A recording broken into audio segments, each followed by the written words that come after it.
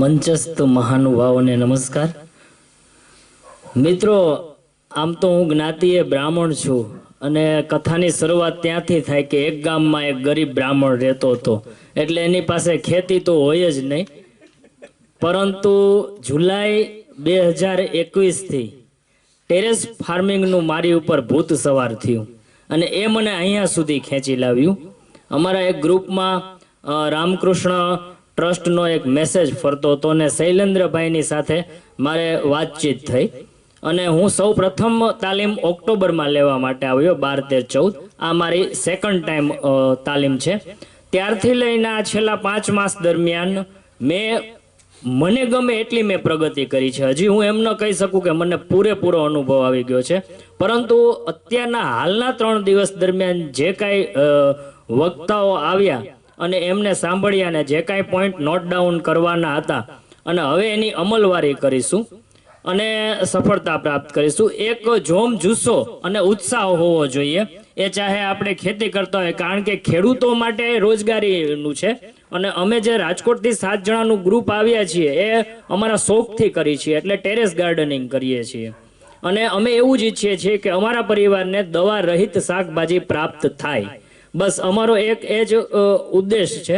અચ્છા, second thing એ છે કે અહીં આપણે ગઈકાલે અને પરમ દિવસે ગૌશાળાએ ગયા હતા સામે, ત્યાં ગૌ સંજીવની ખાતર એ અમે લોકોએ અમારા ગ્રુપ માટે 600 કિલો અહીંથી ઓર્ડર કર્યું. ત્યારબાદ બધાએ પોતપોતાના, અને હું પર્સનલી દરેક અમારા ગ્રુપના 180 વ્યક્તિઓમાંથી ને બધાને પર્સનલી કહું કે ત્યાંથી ફર્સ્ટ ટાઈમ મગાવેલું છે ખાતર, અને એ તમારા પ્લાન્ટ્સ ઉપર, તમે શાકભાજી પ્લાન્ટ્સ, ફ્રૂટ્સ પ્લાન્ટ્સ ઉપર બધે અજમાવો, બરોબર. અને બધાએ ખૂબ જ 15 જ દિવસમાં, વિધિન 50 days અહીંથી મગાવેલું ખાતર દિલીપભાઈ બહુ સરસ મજાની એરેન્જમેન્ટ ગોઠવી આપી અને અમને રાજકોટ પ્રાપ્ત થઈ ગયું. અને ખૂબ જ 15 થી 20 દિવસની અંદર બધાને સરસ મજાનો ગ્રો મળ્યો. અને બસ આથી વિશેષ હવે મારે કાંઈ કહેવાનું નથી રહેતું. Thank you very much.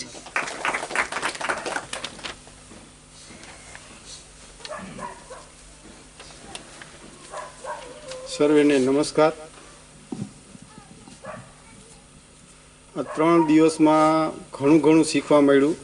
મારે બિઝનેસ છે એલિયન સિરામિક ટાઇલ્સનો, પણ હવે એવું લાગે છે કે હવે હું ખેતી કરું, ખેડૂત બની જાઉં, સાચો ખેડૂત. આખો નજરિયો બદલાઈ ગયો, આખી દિશા બદલાઈ ગઈ. 3 દિવસમાં ઘણું જાણવા મળ્યું. સૌનો ખૂબ આભાર. મનોજભાઈનો ખૂબ આભાર. અહીંયા અમને તક મળી શિબિરમાં આવવા માટેની.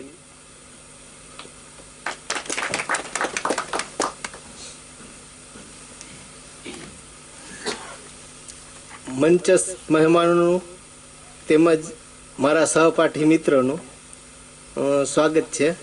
હવે આ શિબિરની અંદર 3 દિવસ કેમ વયા ગયા ને પહેલાં તો એ જ ખબર નથી પડી.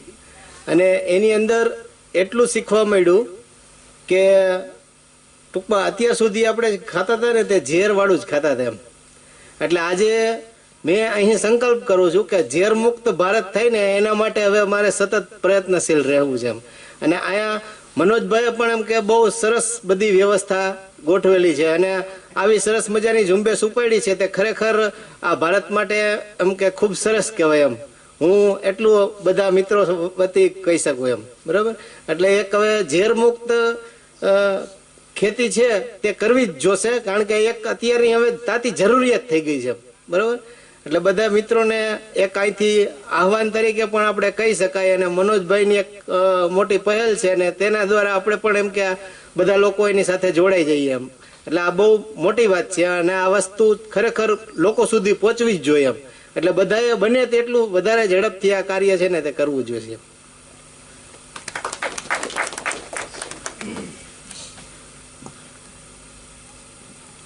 સર્વેને નમસ્કાર. ઝેર મુક્ત ખેતી એકદમ જબરજસ્ત કોન્સેપ્ટ છે. અત્યાર સુધી આપણે શું ખાઈએ અને આપણી એનર્જી કેમ, આપણે થાક કેમ લાગે છે, હું થાકી કેમ જાઉં. 25 વર્ષથી લઈ અને 60 વર્ષના ગાળામાં તો કોઈને થાક લાગવો જ ના જોઈએ. પણ આપણો ખોરાક કસ વગરનો, પેલા એ કહ્યું ને કે શીરો ઉકળતો હોય તો ફૂદફૂદું એટલામાં જ થઈને રટકી જાય. તો એ અનાજમાં જ તાકાત નથી, માણસમાં ક્યાંથી તાકાત આવવાની. જ્યારે આ કોન્સેપ્ટની ખબર પડી છે કે ઝેર મુક્ત ખેતી, તો કોન્સેપ્ટ આપણે અપનાવવો જોઈએ. હું ઝેર ખાઈશ તો નહીં, એ તો બરાબર, હું મારો વીઘો અલગ નહીં વાવું, પણ હું જે વાવીશ હું ખાઈશ એ જ બીજાને ખવડાવીશ. આ એક સિદ્ધાંત ઉપર આપણે ચાલીશું અને એમણે આપણે નૈતિક બળ પૂરું પાડ્યું છે એ બદલ એમનો ખૂબ ધન્યવાદ.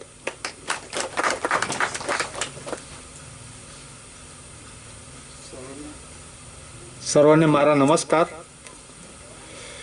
આપણે ગૌતમ બુદ્ધે મનની શાંતિ માટે મહેલ છોડ્યો, પણ આપણે મનની શાંતિ છોડીને મહેલ છોડવાની શરૂઆત કરી છે. એટલો ફરક છે ભગવાનને આપવા માટે. ને મેં પ્રાકૃત દાભોલકર સાથે કામ કર્યું છે, શ્રીપાદ દાભોલકર અને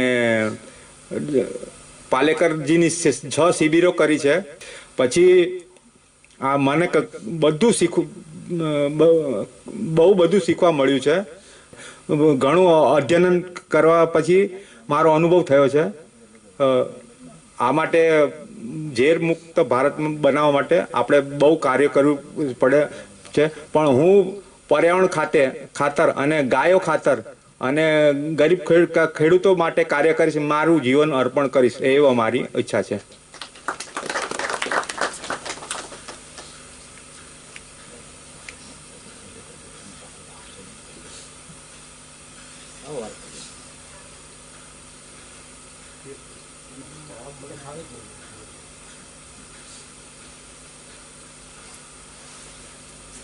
સર્વેને નમસ્કાર.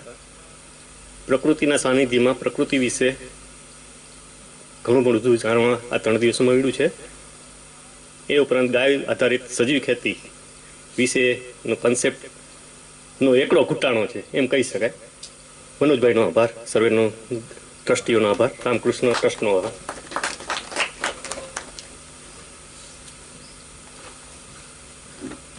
સૌને મારા નમસ્કાર. અત્યાર સુધી મને એવું લાગતું હતું કે ભૂમિ વિશે હું ઘણું જાણું છું, પણ અહીંયા આવ્યા પછી મને એવું લાગ્યું હું 20% જાણકાર હતો એ બાબતમાં. બાકીનું નોલેજ તો પૂરું હવે થયું કે ભૂમિમાં કેટલા તત્વ છે, કઈ રીતે છોડ ઉગાડવા છે અને કેવી રીતના એની માવજત કરવી છે. આપણે દિશામાં જ ઊંધી ચાલી રહ્યા હતા. જ્યારે ભૂમિને જાણવાનું ત્યારે છોડને ઓળખવાની કોશિશ કરતા હતા. ખરેખર આપણે ભૂમિને ઓળખી શકશું તો છોડ આપોઆપ તૈયાર થવાનો જ છે. તો ઘણું જાણવાનું મળ્યું. એ બદલ ટ્રસ્ટના દરેક સભ્યને મારા નમસ્કાર. અને અહીંયાના કોઈ જે પણ આયોજન છે એ બધું ખૂબ સુંદર છે અને એના માટે મારા સૌને મારા ધન્યવાદ.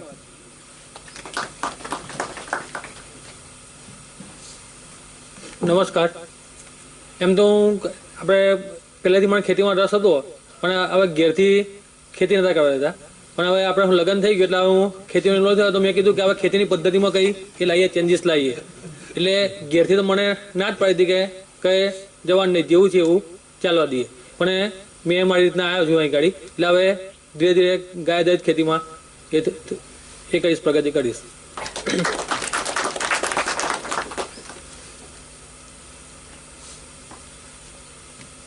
નમસ્કાર. હું ઓર્ગેનિક સજીવ ખેતી પહેલાં પિતાશ્રી કરે જ છે, 10-12 વર્ષ થઈ ગયા છે. પણ હું પહેલાં પ્રિન્ટિંગની અંદર મારું કામકાજ છે ભુજમાં. પણ લોકડાઉન પછી ત્યાં ધંધા ઓછા હતા, તો એના કારણે પપ્પા જોડે જોડાયો છું. અને હવેથી થોડા નવા સુધારા માટે હું ખાસ આવ્યો હતો. મને જાણવા પણ મળ્યું છે. મારા પપ્પાનો એ ઉદ્દેશ હતો કે અમે પણ સારું ખાઈએ અને સામેવાળાને પણ સારું ખવડાવીએ. એ ઉદ્દેશને હું હવે આગળ લઈ જઈશ.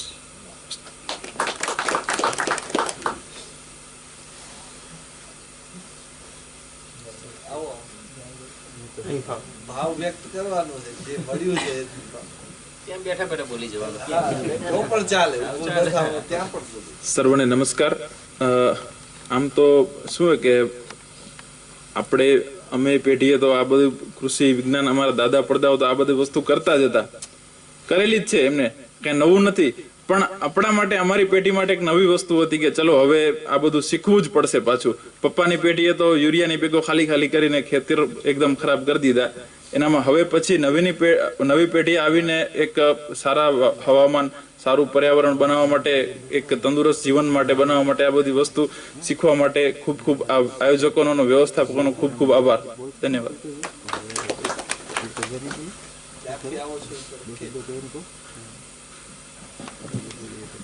ભાવેશ પટેલ, માંડવી રહેવાનું, આમ કોડાય ગામ, મદનપુરા બાજુમાં મૂળ વતન. આમાં અભ્યાસ ક્ષેત્રે થોડું આગળ નીકળી ગયા એટલે નોકરી કરતા હતા. છેલ્લા કંઈક આજે 14 દિવસ જ થયા છે નોકરી મૂકી અને ખેતી તરફ આવવાના. તો પહેલો સંકલ્પ લીધો, પહેલાં મનમાં હતું રાસાયણિક વગર થાય જ નહીં. એટલે હમણાં મારા વાડીમાં દાડમ છે, દાદાને કેન્સર થયું એટલે પપ્પાએ મૂકી દીધી ખેતી. એટલે મારા હાથમાં આવી એટલે ખૂબ પુષ્કળ પ્રમાણમાં રાસાયણ નાખ્યું. તો કુદરતને મંજૂર નહોતું એટલે ભેજનું પ્રમાણ આ વર્ષે વધુ હતું એટલે ફૂગનું એટક વધારે રહ્યો. એટલે સમથિંગ 11મા મહિના સુધી છંટકાવ કર્યો રાસાયણિક. તો કુદરતને મંજૂર નહોતું તો હું 2 મહિના વાડીએ નાખ્યો. તો અત્યારે કાકાઈભાઈનો ફોન આવ્યો કે દાડમ સારા છે, જોઈ જા. એટલે મેં કુદરત ઉપર છોડી દીધું. એટલે ત્યારથી મગજમાં બેઠું કે કંઈક તો છે, હજી મારમાં કાંઈક કમી છે જે રસાયણમાંથી પૂરી નથી થતી. એટલા એ કોન્સેપ્ટ મગજમાં હતો. એટલે આ શિબિરનું મેં 11 તારીખના સાંજે કે સવારના જ નામ લખાવ્યું. તો વેલકમનો જ મેસેજ આવી ગયો ને અહીંયાથી ઘણું બધું શીખ્યો. પેલું જમીનની અંદર શું હોય, આપણા છોડને શું જોઈએ છે. આમ છેલ્લા 4 વર્ષથી તો સરગવાની ખેતી કરું છું, એની અંદર કોઈ ખાતર કેમિકલ નથી નાખતો. મગજમાં એવું હતું ન નાખવું, એ કોન્સેપ્ટ હતો, પણ એ પરિપૂર્ણ નહોતો થતો કે આ કઈ રીતે આપણે કરવું, જે ગાઈડલાઈન નથી. તો આજે અહીંયાથી પરિપૂર્ણ તો નથી, પણ જસ્ટ જેટલું શીખવા મળ્યું ગાય આધારિત કરવાનો પ્રયત્ન કરીશ. અને પ્રયત્ન કરતાં વધારે મારામાં જેટલું જ્ઞાન મળ્યું છે એ મારે આજુબાજુમાં રહેતા 4-5 ભાઈઓને એવો સંકલ્પ લીધો કે એને પણ કરાવીશ. અસ્તુ.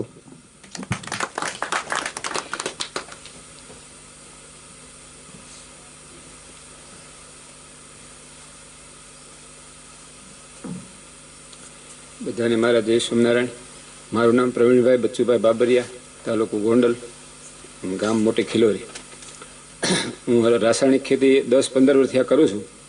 અને કેદુની મારી એવી ઈચ્છા હતી કે મારે સજીવ ખેતી કરવી છે, પણ માર્ગદર્શન મને જોઈએ એવું મળતું નહોતું. પણ અહીંયા આવીને મને ઘણું જાણવા મળ્યું અને આજથી હું રાસાયણિક ખેતી કરીશ. અને ગાય નથી રાખતો પણ ગાય રાખીશ. બસ મનોજભાઈનો, આ બધા સભ્યોનો ખૂબ ખૂબ આભાર.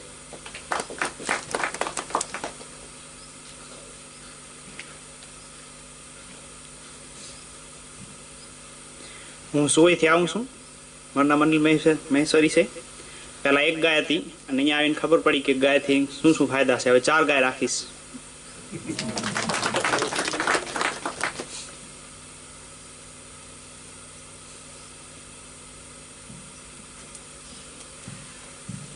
મારું નામ દીપ ગડા. મુંબઈમાં મારું ફ્રૂટ અને વેજીટેબલ્સનું કામકાજ છે. હમણાં જસ્ટ જ ઉમરગામમાં 18 એકર જમીન લીઝ પર લીધી છે. ઘરનું બધાના મંતવ્ય હતા કે કેમિકલ ખેતી કરવાની, કે અમારા પાસે સેલિંગ તો છે જ, પણ ઉગાડવું કેવી રીતે. તો બધા ઘરે કહેતા હતા કે કેમિકલ કરીએ ને થઈ જશે. પણ અહીંયા આવીને ખબર પડી કે ઓર્ગેનિક કે ગાય આધારિત ખેતી થઈ શકે છે. તો હવે અમે એ તરફ શરૂઆત કરશું. અને મેં મારો વિચાર કર્યો છે કે હવે નેક્સ્ટ શિબિરમાં મારા ભાઈને મોકલીશ કે એ બી પાખો થાય કે થઈ શકે છે, કે જ્યારે અમે બે મળીને કરશું તો થઈ શકે. એ કેમિકલનું વિચારે ને હું ગાય આધારિત વિચારે તે મતલબ નથી. તો હવે નેક્સ્ટ વિઝિટમાં સેશનમાં મેં મારે વિચાર્યું છે મારા ભાઈને અહીંયા મોકલીશ. એ વિચારે ને અમારા બેઉના વિચાર મળીને અમે આગળ વધશું.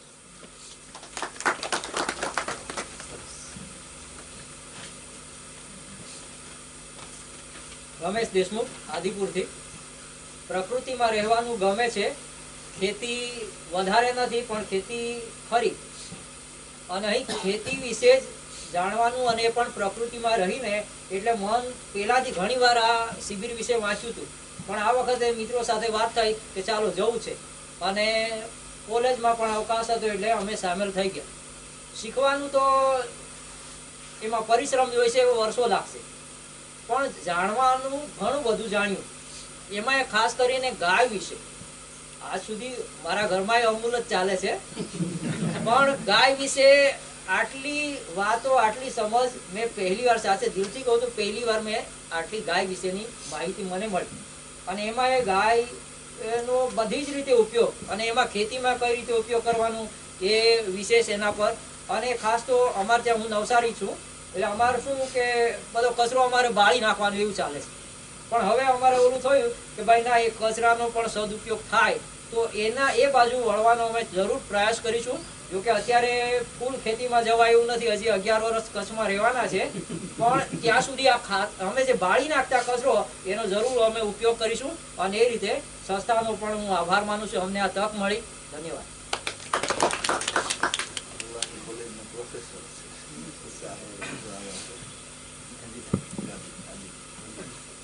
નમસ્કાર, મારું નામ ડૉક્ટર ગોવિંદ ખેર છે, કેમિસ્ટ્રીનો પ્રોફેસર છું. એકચ્યુઅલી મેં પીએચડી એટલા માટે જ કર્યું છે કે ખેતી ન કરવી પડે, કારણ કે ઘરે મોટું કુટુંબ હતું, 250 વીઘા જેવી જમીન હતી, જોઈન્ટ ફેમિલી હતું, અને જો જે લોકો ભણવા ન જાય તો સવારથી ટ્રેક્ટર ઉપર ચડાવી દે, બપોરે 1-1.5 કલાકનો રેસ્ટ મળે, કન્ટિન્યુ ટ્રેક્ટર અથવા જેસીબી કે, એટલે આ ન કરવું પડે એટલા માટે. પણ એકચ્યુઅલી ખરેખર મનોજભાઈ અહીંયા આવ્યા પછી એવું લાગ્યું કે આ ખેતી બહુ ઉત્તમ છે, જે પેલી જૂની કહેવત છે ને સાર્થક છે. અને સજીવ ખેતી વિશે જે અમને જાણ્યું છે, એકચ્યુઅલી આ સબ્જેક્ટ જે છે એ સાગર જેટલો હતો એ હવે ખબર પડી, અને એને ગાગરમાં તમારા જે બધા અલગ અલગ વક્તાઓ આવ્યા છે એકદમ શોર્ટમાં વ્યવસ્થિત રીતે અમને સમજાવ્યું છે. આભાર મનોજભાઈ તમારા સમગ્ર ટીમનો.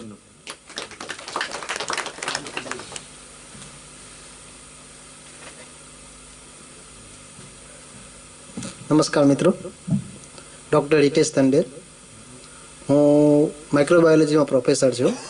ખેતીનો અમારો વિષય જ નથી, એટલે ખેતી આમ તો અમે કરતા નથી. અમારી જે છે કે અમે ફિશરમેન છે, માછીમાર છે, અને અમારો ફિશિંગનો ધંધો હતો અને એ બંધ કરીને પછી અમે એક્વાકલ્ચરને એટલે કે અમે ઝીંગાની ખેતી ચાલુ કરી છે. એટલે અમારે આમાં તો આવક ઘણી છે, પણ હવે પછી અમે આમાંથી જે પ્રોફિટ થાય એમાંથી જમીન લઈને ખેતી તો ચાલુ કરીશું.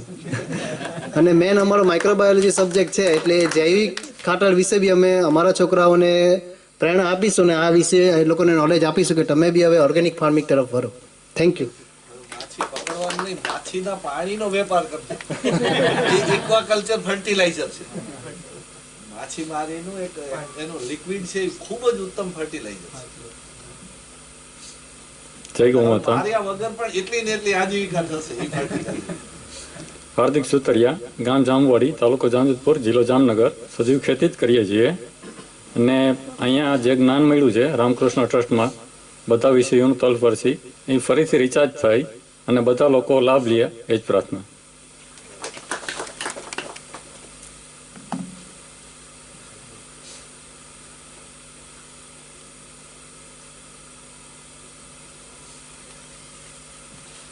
નમસ્કાર મિત્રો, મારું નામ સંદીપ કુમાર છે. એકચ્યુઅલી બાય પ્રોફેશન હું ખેડૂત નથી ને મારી પાસે જમીન પણ નથી, પણ લાસ્ટ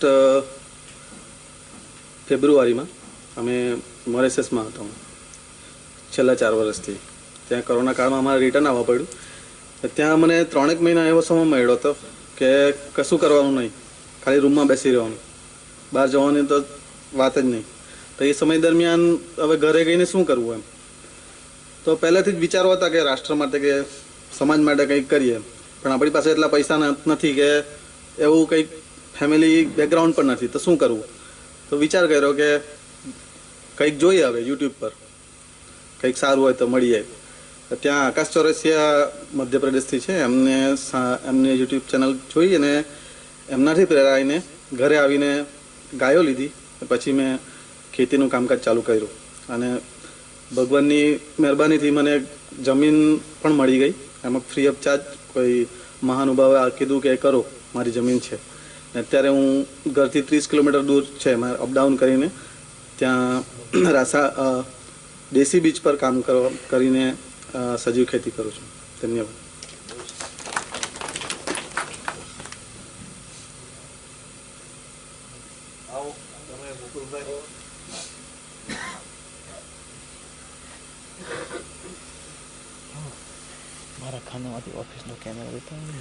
મુકુલ પટેલ, સિનોગ્રા અંજારમાં અમારી વાડી છે. અત્યાર સુધી મારા ફાધર કરતા હતા, 2 વર્ષ પહેલાં એક્સપાયર થઈ ગયા. હું એકચ્યુઅલી બરોડામાં છું અને મારો પોતાનો બિઝનેસ છે, એટલે હું હવે સંભાળું છું. 50-50 છે કેમિકલ અને ઓર્ગેનિકમાં. પહેલાં મેં મારા માણસોને મોકલેલા શિબિરમાં, એ લોકો સમજી ગયા. હવે હું સમજવા આવ્યો છું, ઘણું બધું જ્ઞાન મળ્યું કે the basic is cow and organic natural farming. એટલે ભાઈ આ બધું મનોજભાઈનું થેન્ક્સ કે અમને આ બધું સમજાવ્યું અને હવે અમે ઇમ્પ્લિમેન્ટ કરશું. અને હું મારા વાઈફ અને બે છોકરાઓને પણ નેક્સ્ટ શિબિરમાં મોકલીશ.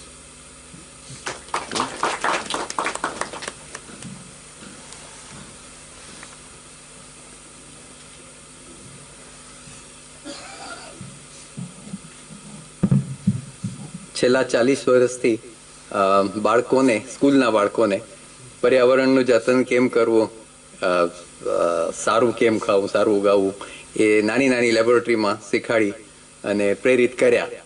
અને અહીંયા ટ્રસ્ટમાં આવીને મનોજભાઈને સાંભળીને હવે એવી ઈચ્છા થઈ છે કે હું પોતે પણ ખેતી કરીશ ને.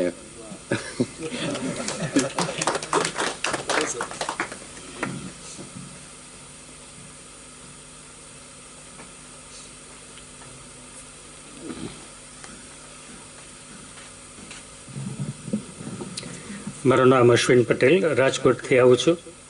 ટેરેસ ગાર્ડનિંગ કરીએ છીએ. ટેરેસ ગાર્ડનિંગમાં ઘણા બધા પ્રશ્નો હતા, ખાસ કરીને ખાતરને લગતા, પછી રોગોને લગતા, બિયારણને લગતા ઘણા બધા પ્રશ્નોનો સોલ્યુશન થઈ ગયું છે. અને એક એવો પણ સંકલ્પ હતો કે રિટાયર થઈને ખેતી કરવી. હવે એ સંકલ્પ દ્રઢ થઈ ગયો છે. અને ઘણા બધા સગાવાલા છે જે અત્યારે કેમિકલ ખેતી કરે છે, તો એક એવો સંકલ્પ પણ અંદર થયો છે કે ભાઈ એ બધાને પણ ધીમે ધીમે કરીને, ગમે એમ કરીને, મોટિવેટ કરીને અહીંયા મોકલવા. એક વખત અહીંયા આવી જાય તો એ હું માનું છું કે એક બ્રેન વોશ જેવું થઈ જાય કે ભાઈ સજીવ ખેતી જ કરાય, બીજું કાંઈ કરાય નહીં.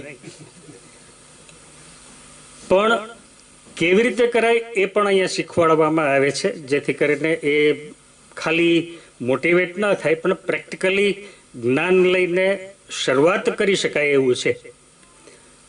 પછી પાછળથી કેટલો સ્ટ્રગલ છે એ મને ખબર નથી.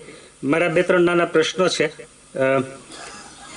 પહેલો પ્રશ્ન એ થાય કે અત્યાર સુધી જે કેમિકલ ખેતી કરતા હતા એ ગાય આધારિત ખેતીમાં કન્વર્ટ થાય તો એને આખા ખેતરને કન્વર્ટ થતાં કેટલો સમય લાગે? એના પ્રોડક્શનમાં કાંઈ ઘટાડો આવે કે ન આવે? જો ઘટાડો આવે તો લોકો પછી આનાથી પાછા દૂર ભાગી જશે. ઘટાડો ન આવતો હોય તો કોઈ બીજો પ્રશ્ન આવતો જ નથી. લોકોને અત્યાર સુધી મારી જે કંઈ વાતો થતી હોય સગાવાલા સાથે, ઘણી વખત એવું વાત થઈ હોય તો એ બધાની વાત એવી હતી કે ભાઈ એમાં કંઈ થતું નથી, ઉત્પાદન ઓછું આવે એટલે અમે એમાં નથી જતા.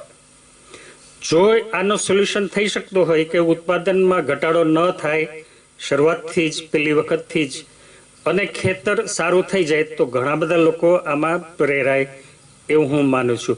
પણ લોકોને એક વખત અહીંયા આવતા કરી દેવા. મનોજભાઈ કંઈ વાંધો ના હોય તો ઘણા બધા લોકોને મોકલવાની ખૂબ જ ઈચ્છા છે.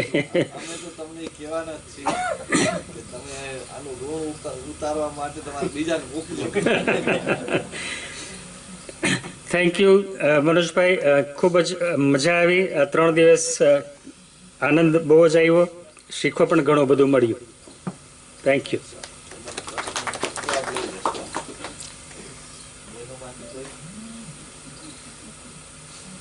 ભાઈઓમાંથી કોઈને એવું છે? તમને છોકરાઓ કઈ નવા આપણે કોલેજમાંથી મિત્રો આવ્યા છે, તમારો પ્રતિભાવ આપો. કોઈ એકાદ જણો આપો, બધા બોલવાની પણ એક તાલીમ છે. ઈ છે કઈ નિકેતન? લોકનિકેતન. લોકનિકેતન 1 મહિનાની ઇન્ટર્નશિપ. રતનપુર. બનાસકાંઠા ઇન્ટર્નશિપ છે 1 મહિનાની. બરોબર. એટલે અમે લોકનિકેતન રતનપુરથી આવી છીએ. અને અમે તો અહીંયા આ તો અમને કંઈ ખબર નથી શિબિરની. આ અમારા માટે એક બોનસ થઈ ગયું, કારણ કે અમે આવ્યા હતા 28 દિવસની બીજી અમારે ટ્રેનિંગ હતી અહીંયા. એટલે અહીંયા આવ્યા એટલે સાહેબ શ્રી પાસેથી અમને માહિતી મળી કે આપણે શિબિર હોય છે 3 દિવસની. એટલે અહીંયાથી હજી તો અમે તો તમે બધા તો 3 દિવસ રહીને અમે 28 દિવસ સુધી એટલે અહીંયા જેટલો લાભ મળે એટલે અમે શીખશું જેટલું બને એટલું. તાલીમમાં કેવું થયું? તમને કઈ મળ્યું કે કેમ? એટલે અમને તો કંઈ સજીવ ખેતી વિશે કંઈ ખબર જ નહોતી. અહીંયા શિબિરમાં બેઠા ત્યારથી જ ખબર પડી એટલે હવે આમ જોશ તો એવો જ ભરાઈ ગયો કે સજીવ ખેતી સિવાય કંઈ કરવાનું જ નહીં. એ ફાઇનલ છે એમ, સજીવ ખેતી જ કરવાની. અને ઘેર અમારે થોડુંક અમારું તો હજી અમે ભણીએ છીએ એટલે હાલથી તો અમારું ન હાલે ઘરે, પણ થોડાક તો પ્રોત્સાહન આપીશું કે ભાઈ કાં તો તમે શરૂ કરો ને કાં તો એક વખત કુકમામાં જે શિબિર હાલે છે ત્યાં એક વખત ખાલી મુલાકાત લેતા હો. બસ આ એકદમ સત્ય દિલની વાત છે. અહીંયા આવી જાય પછી તમારી જવાબદારી. બેન આપ કઈ બધા વતી એક તમે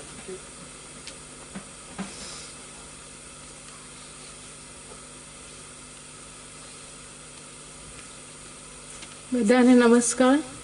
પહેલી વાત તો એ કે 3 દિવસ આ કુદરતી વાતાવરણમાં રહીને બહુ મજા આવી અને અહીંયાની વ્યવસ્થા બહુ સારી છે.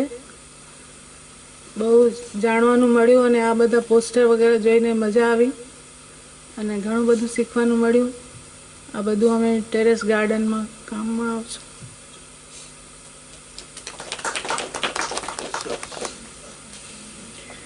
ખૂબ ખૂબ ધન્યવાદ. બધાએ પોતપોતાના ભાવ રજૂ કર્યા. અંતરના ઉભરા આમ છલકાતા એવું દેખાય છે, એટલે કે તીર લાગ્યું છે. તીર લાગે તો કાંઈક આગળ થાય એનો રસ્તો. બહુ સરસ. અને હવે હું આજના આપણા અતિથિ વિશેષ આત્માના પ્રોજેક્ટર ડાયરેક્ટર શ્રી અને નાયબ ખેતી નિયામક શ્રી તાલીમ વિભાગના ડૉક્ટર વાઘેલા સાહેબને વિનંતી કરું કે આજના પ્રસંગે આપણને કંઈક એકદમ ભેટ સ્વરૂપે એના તરફથી 2 શબ્દો સાંભળીએ.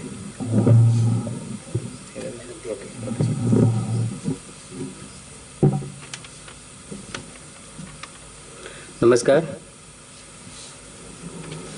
ત્યારે તમારા બધાના પ્રતિભાવ સાંભળ્યા અને એવું લાગ્યું કે બધા એગ્રીકલ્ચર સાથે રિલેટેડ નથી, બધા અલગ અલગ ફિલ્ડમાંથી આવીને 1-2 જણા છે કે જે એગ્રીકલ્ચર કરે છે. પહેલાં મારો પરિચય આપી દઉં.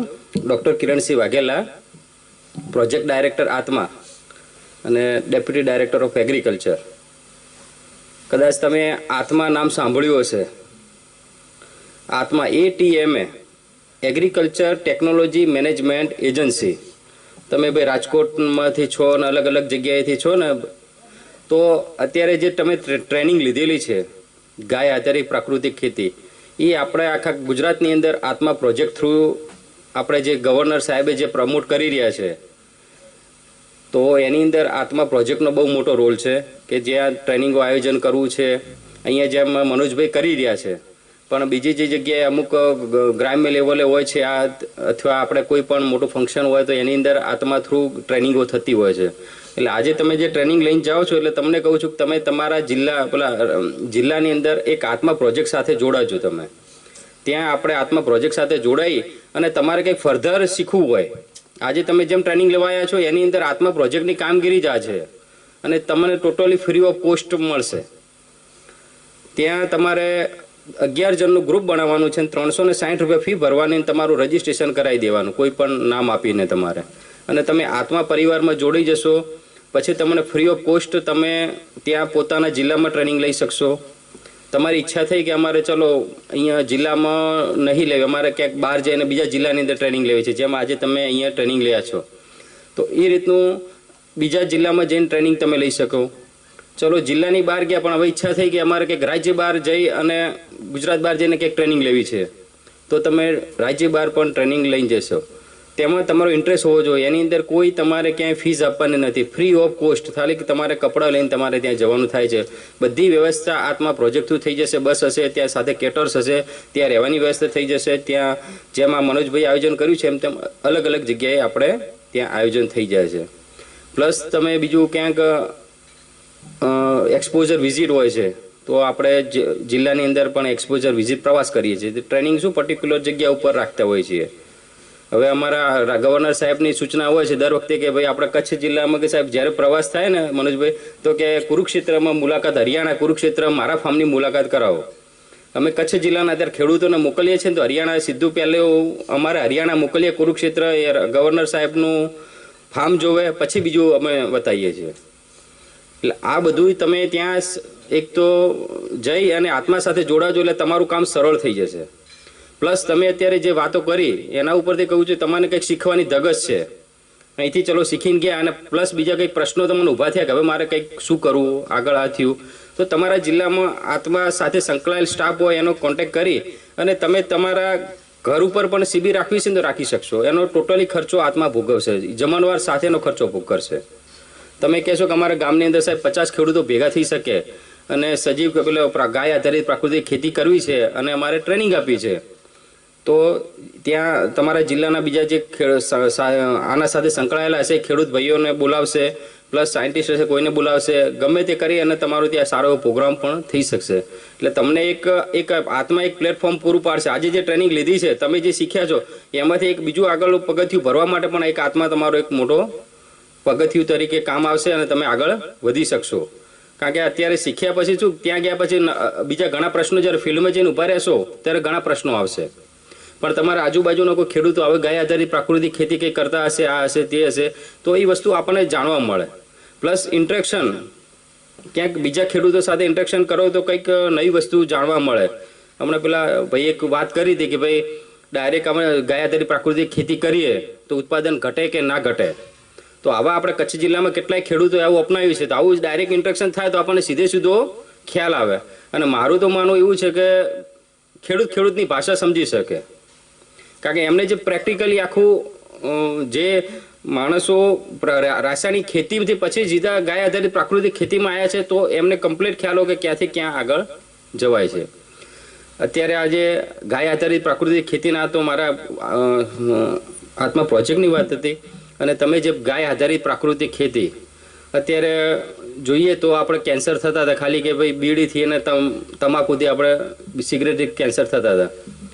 હવે કેન્સર શાનાથી થાય છે? ખાવાથી. પેસ્ટિસાઇડ આનો મેક્સિમમ ઉપયોગ થયો. અને વચ્ચે હમણાં 2 દિવસ પહેલાં જ મેસેજ જોયો હતો કે ગુજરાત નંબર 1 થઈ ગયું કેન્સરમાં. કદાચ બધાએ ક્યાંક સોશિયલ મીડિયામાં જોયો હોય. ગુજરાત નંબર 1 થઈ ગયું છે અત્યારે કેન્સરમાં. અત્યારે અમદાવાદ કેન્સર હોસ્પિટલ તમે જશો ને સિવિલમાં, તો એટલા પેશન્ટો મળશે ને કોઈને ખબર જ નહીં હોય કે મારા શરીરમાં કેન્સર છે. અત્યારે આ નોર્મલ આપણે છીએ, આપણે નોર્મલ જ હોઈશું, પણ જ્યારે ખ્યાલ આવશે ને ત્યારે આપણે 4થા સ્ટેજમાં હોઈશું. કારણ કે અત્યારે જ્યારે છોકરું જન્મે છે ને ત્યારે માતાના ધાવણમાં પણ અત્યારે પેસ્ટિસાઇડ આઈડેન્ટિફાય થયેલી છે, એટલે જન્મે ને ત્યારથી દવા પીવે છે. આપણે અત્યારે ક્યાંક જમવા જવું તો ધાબુ શોધીએ છીએ કે નહીં હવે આ પંજાબી આ બધું નહીં ખાવું, ધાબુ ક્યાંક કુદરતી ખાવાનું મળે એવું શોધીએ, કારણ કે એના સિવાય આપણે કોઈ ઉદ્ધાર નથી. અત્યારે તમે ડિટેલમાં તો બહુ ઘણું 2-3 દિવસમાં શિબિરમાં ભણી ગયા હશો, પણ તમને એક ઉપર છેલ્લું વાત કરું છું કે એના સિવાય આપણે કોઈ છૂટકો નથી. કારણ કે અત્યારે એ સ્ટેજ ઉપર આવી ગયા છીએ કે જમીન આપણી બગડી રહી છે અને એક બાજુ આપણે હેલ્થ. કારણ કે અત્યારે તમે જે સંકલ્પ કર્યો છે બધાએ કે અમે જઈને પ્રાકૃતિક ખેતી કરીશું, અમે શરૂઆત કરીશું, આપણે કોઈને સુધારવા નથી. આપણું કુટુંબ સુધરશે ને આપણા કુટુંબને આપણે પ્રાકૃતિક ખવડાવીશું તો આપણી આવનારી પેઢી સુધરશે. અને તમને જોઈને બાજુના ગામવાળા બાજુમાં નેબરો કરશે કે ના કે આ કરવા જેવું છે. 2005ની વાત કરું, હું સુરત નોકરી કરતો ને, તો તમે સુરતના છો ને નવસારી બાજુ કામરેજ ચોકડી પર, ત્યાં ખેડૂત ભાઈઓની 2005ની વાત કરું છું કે સાહેબ જે વેચવા માટેનું અલગ વાવતા હતા અને પોતાના કુટુંબ માટે અલગ વાવવાનું કે સાહેબ આ છે ને કુટુંબ માટે, આની અંદર દવા બવા અમે ક્યાંય નહીં છાંટવાનું, આ ખાતર ને દવાની કશું જ નહીં, આ મારા કુટુંબ માટે છે. અને આ છે આ સાહેબ બધું વેચવાનું છે, આમાં દવાનું બવા બધું અમે નાખીએ. એટલે ત્યારથી ખેડૂતો જાગૃત હતા. કારણ કે આપણે જે દવા ગમે તે હોય, અત્યારે ભીંડા હોય, ટમાટર હોય, મનોજભાઈ થોડુંક બોલું વધારે વાંધો ને? હા, ટાઈમ લિમિટ નહીં કે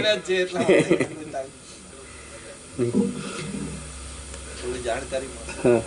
આમાં શું કે વચ્ચે મેં એક વિડીયો જોયો હતો કે આપણે કદાચ તમે પણ જોયો છે, ધાણા આપણે ચમડાયેલા હોય છે, એક અમદાવાદથી અહીંયા કચ્છ સુધી આવતા હોય તો કંઈ એવા ને એવા તાજા રહેવાના છે, પણ એના ઉપર આપણે કેમિકલ નાખીએ તાજા થઈ જાય. આ બેનો આપણે કંઈક શાકભાજી લેવા જાય તો આમ કે આમ ચળકતા વસ્તુ જ પસંદ કરશે, ટમાટરો કે ચળકેલા સફરજનો, તમે ચળકાટ વસ્તુ પસંદ કરો ને બેનો. જેટલી વસ્તુ ચળકેવાળી લેશો એની અંદર શું કે કંઈક પણ કેમિકલ નાખેલું હશે કે ગમે તે એનો ઉપયોગ કરેલો જ હશે. હવે એ વસ્તુ ગમે તે રીતે આપણા શરીરમાં તો જાય છે ને, આપણે જ્યારે ખાવાનું ખાઈશું એટલે આપણા શરીરમાં જવાનું છે. હવે એ શરીરની અંદર કયા રોગ પ્રમાણે અસર કરે છે કોઈને ખ્યાલ નહીં. જ્યારે બરોબર એનું પીક પીરિયડ ત્યારે અસર કરે અને ત્યારે આપણને ખબર પડે કે આ તો ચાલો આપણું પૂરું થઈ ગયું. તમે નહીં માનો એક સિમ્પલ, મેં તો નાનો તો ગીધ જોયેલા છે. અત્યારે કોઈ ગીધ જોવા મળે છે કોઈ ઢોર મરેલું હોય તો ગામડામાં? શું છે કારણ? પેસ્ટિસાઇડ. કારણ કે હું નાનો તો મને ખબર કે ક્યાંક ઢોર મરેલો તો કોરે મોરે ઉપર ગીધ ઉઠતા એટલે આપણને એવું લાગે, હા આપણને લાગી જાય કે ક્યાંક કંઈક ઢોર મરેલું છે એટલે ત્યાં ગીધ ઉપર આકાશમાં ફરી રહ્યા છે.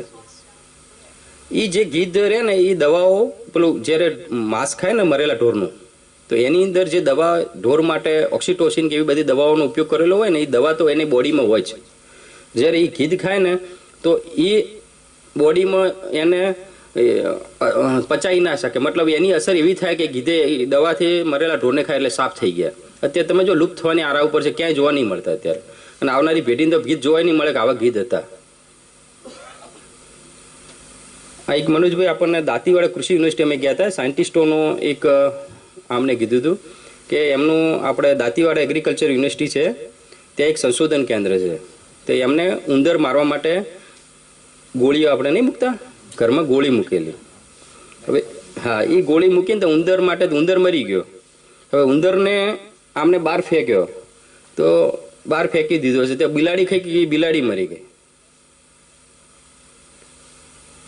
અને એ બિલાડીને બીજા કૂતરા કંઈક ખાઈ ગયા છે થોડુંક, તો કૂતરાય મરી ગયા. વિચારો એની દવાની રેસિડ્યુ ઇફેક્ટ ક્યાંથી ક્યાં સુધી પહોંચે છે. આ એક આ સાયન્ટિસ્ટની વાત છે, દાંતીવાડા એગ્રીકલ્ચર યુનિવર્સિટીમાં અમે લેક્ચરમાં ત્યાં ગયા હતા, એમને અમને વાત કરી હતી. એટલે જે રેસિડ્યુ ઇફેક્ટ જે થાય છે દવાની આ છે તે છે, એ એટલી ભયંકર હોય છે કે ગમે ત્યારે મતલબ આપણું આખું શરીરમાં અત્યારે જે આપણું આયુષ્ય ઓછું થઈ ગયું. તો આપણે 70 સુધી પહોંચી ગયા છીએ, મતલબ 70નું આયુષ્ય છે. કદાચ આપણે પાછળની પેઢી કદાચ આયુષ્ય પણ ઓછું થાય. વસ્તી વધી રહી છે, જમીન ઘટી રહી છે, માણસનું આયુષ્ય ઓછું થઈ રહ્યું છે. પહેલાના બાપ દાદા 100 વર્ષ જીવતા હતા, કંઈ આંખમાં તેજ હતું, કંઈ મતલબ એટલું તાકાતવર હતા, કોઈ પ્રોબ્લેમો નહોતા. અને આપણામાં આટલા બધા પ્રોબ્લેમો ક્યાંથી આવી ગયા છે ને? તે કોઈ એવા ડોશીમાં કે એવા કાકા હશે ગામમાં, તમે જોતા હશો કે 100 વર્ષની ઉંમર હશે તોય એમને ચશ્મા નહીં હોય. અત્યારે નાનું છોકરું છે, ચશ્મા હશે, વાળ સફેદ થઈ ગયા હશે, પછી ક્યાંક ને ક્યાંક એને ડાયાબિટીસની અસર હશે, કાં હશે કંઈક ને કંઈક રોગથી પીડાતું હશે. તમે અત્યારે ડાયાબિટીસ એટલે એક જાતનો એક નોર્મલ વસ્તુ થઈ ગઈ છે, જ્યાં જોવો તો તમને આ વસ્તુ જોવા મળશે. એ જ વસ્તુ કેન્સર પણ એક મોટું રૂપ ધારણ કરી રહ્યું છે. એટલે આપણે આ બધી વસ્તુથી આપણું પાછલી આવનારી પેઢીને બચાવવા માટે આ વસ્તુ આપણે કરવી બહુ જરૂરી છે. એટલે આપણે અમારે તો જ્યારે પણ મારી શિબિર હોય કે હું ટ્રેનિંગમાં આ જ વસ્તુ કહું છું કે પોતાના ઘરથી શરૂઆત કરો. પોતાની જમીન હોય તો પોતાના ઘરનું બકાલું, અહીંયા આપણે કચ્છમાં બકાલું કે છે, આપણે ત્યાં બીજે શાકભાજી કહેતા હોય છે. તો શાકભાજી તો આપણે પ્રાકૃતિક વાવીને આપણા ઘરથી શરૂઆત કરશો ને આપણને જોઈને બીજા પણ બાજુવાળા કરશે, અને એ કરશે તો ધીમે ધીમે આખા ગામમાં થશે, અને ગામ થશે ને તો પછી તાલુકો પકડશે. કારણ કે અત્યારે તમે જઈને કોઈને કહેવા જશો ને તમારો માને નહીં. તમે જશો જ્યારે માર્કેટમાં ત્યાં જઈને ઉભા ગામમાં કે મારે પ્રાકૃતિક ખેતી કરવી, આ કરવું છે, તમારા ગામવાળા જ કહે આ બધું શું શીખીને આવ્યા, કે શું કરવાનું? આવું થાય છે કે અમે આટલા વર્ષોથી ખેતી કરીએ છીએ અને આમાં તો શું મળવાનું છે. પણ હંમેશા કોઈક માણસે શરૂઆત તો કરવી પડશે. કારણ કે આવનારી પેઢીને અમે સારું આપણે પૌષ્ટિક આહાર આપવો હશે, એનું આયુષ્ય વધારવું હશે, કંઈક સારું આપવું હશે તો આપણે આ વસ્તુ કરવી જરૂરી છે. કારણ કે આ વસ્તુ નહીં કરીએ તો આપણે આવનારી પેઢીને આપણે કશું આપીને જવાના નથી. અને મને એક નવાઈ લાગે કે બધું આમાં યંગ બ્લડ જ છે, જુવાન છોકરાઓ છે ઘણા કે જે આ વસ્તુ ખેતી તરફ વળવાની કોશિશ કરે ને. કે હાલમાં કેવું છે કે બધા ખેતી તરફ ને ધંધો જ કરવો છે, ધંધો જ આગળ વધારવાનો છે. કારણ કે જે એક વસ્તુ જોઈ લો છો, ધરતી માતા એક જ છે કે એક દાણામાંથી 100 દાણા આપશે. બીજી દુનિયામાં કોઈ એવી ફેક્ટરી નહીં બની કે એક દાણામાંથી 100 દાણા બનાવી આપશે. ખરી ક્યાંય? ઘઉંનો એક દાણો નાખો ને 100 દાણા બનાવીને આપે કોઈ ફેક્ટરી ખરી ક્યાંય? એક ધરતી માતા છે કે એક દાણો નાખશો ને તમને 100 દાણા આપશે. એટલે જો એ સારી હશે તો આપણને સારું ઉત્પાદન મળશે, અને આપણું સારું ઉત્પાદન મળશે તો આપણે એકદમ આપણે સારું એવું કમાણી કરશે અને આપણે ધીમે ધીમે આગળ વધીશું. પણ આપણી મેન ધરતી માતાને જ આપણે હાવ નષ્ટ કરી દઈશું. કારણ કે તમે જુઓ છો અત્યારે જમીન બધી જ્યાં જોશો કડક થઈ ગઈ છે. એટલે કડક એટલે શું છે? પહેલની જમીનમાં હાલની જમીનનો ફરક શું છે? આપણે કે રાસાયણિક ખાતર નાખ્યું અને પણ શું ફરક શું પડ્યો છે ખાલી એટલું જ તમે જાણી લો. ફરક મેન વસ્તુ ડિફરન્સ જ જાણવાની જરૂર છે. કે પહેલની જમીન ભરભરીને પોચી જમીન હતી, હાલની જમીન ત્યાં જોશો તો તમને ખેડાવશો તો એકદમ હાર્ડ, એકદમ પથરા જેવી જમીન થયેલી છે. પહેલાં જેવું કે ગામની અંદર ક્યાં વરસાદ પડે તો પૂરની મતલબ થતું નહોતું કે ભાઈ ગામમાં પાણીનું એકદમ વહેણ, એકદમ પાણી ભરાઈ જાય અને ગામમાંથી નીકળે. કારણ કે એ વખતે ભરભરી પોચી જમીન હતી. એની જમીનની અંદર જે સૂક્ષ્મ પેલા પોરોસિટી આપણે કહીએ છીએ કે જે અંદર પાણી રહ્યું ને એની અંદર હોલ હતા, નાના નાના છિદ્રો હતા. એ છિદ્રો બધા પાણી જે તે અંદર જતું રહેતું. એના કારણે આપણું જમીનનું તળ પણ ઊંચા આવતા. અત્યારે કેવું છે, જમીન કઠણ થઈ ગઈ એટલે પાણી સીધું એક જગ્યાએ સ્ટોપ થઈ જાય છે. પાણી જમીનમાં જતું નથી એટલે ભેગું થઈને બધું ક્યાં પછી એનો રસ્તો પકડે, નદી વાટે સીધું સમુદ્રમાં જતું રહે છે. હાલ આપણે શું કે તમે કહો છો તમે જોજો ગામની અંદર કે ભાઈ અમારે પહેલાં કે 200 ફૂટે પાણી થતું, 500 ફૂટે થતું. હવે અત્યારે કદાચ 1000 ફૂટે, અહીંયા કચ્છની અંદર 1500 ફૂટે પાણી નીકળે છે. હવે અંદર કંઈ જતું નથી. નીચેલું પાણી, ભૂગર્ભનું પાણી આપણે ખેંચ કરીએ છીએ એટલે તળ તો નીચે જવાના છે ને. અમુક જે જગ્યાએ છે ત્યાં પાણી એવું પેલું છે કે તળવું છે ને કે અહીંયા જેટલો અમારો કચ્છનો વિસ્તાર એવો છે કે અમુક જગ્યાએ તમને 200 ફૂટે મળશે ને અમુક જગ્યાએ એવો છે કે 1500 ફૂટે પાણી નહીં અને એ પાછું ખારું પાણી મળે. એટલે જેટલી ટેકનોલોજી આવી છે પણ એટલું બધું આપણે એક દુઃખદ વાત છે કે આ વસ્તુ રોગોને પણ ઇન્વિટેશન આપેલું છે આપણે. કારણ કે અત્યારે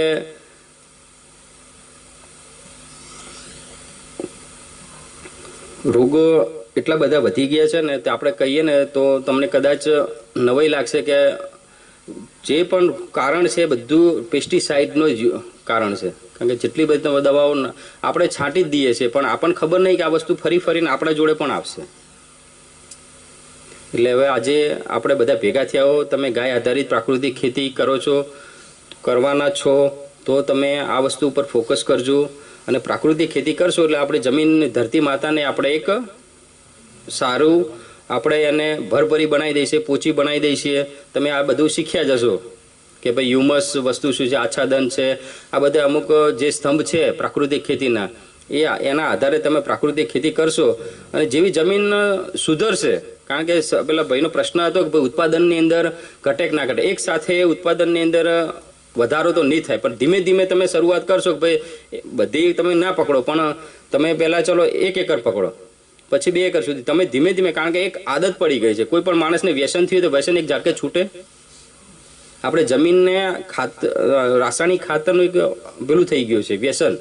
હવે તમે ધમધોકાટ નાખી દીધેલું છે પણ એ વ્યસન હવે એને મુક્ત કરવા માટે એક ઝાટકે તો તમે કે ચાલ કે કાલને કાલ તું છોડ દે, તું સિગરેટ છોડ દે તો માણસ નહીં છોડી શકે, આમાં બીમાર પડી જશે. પણ એને છોડવા માટે ધીમે ધીમે એને એક થોડો સમય લેવો પડશે અને એ સમય આપણે ધરતીને આપવો પડશે તો આપણી ધરતી એક સારી થશે.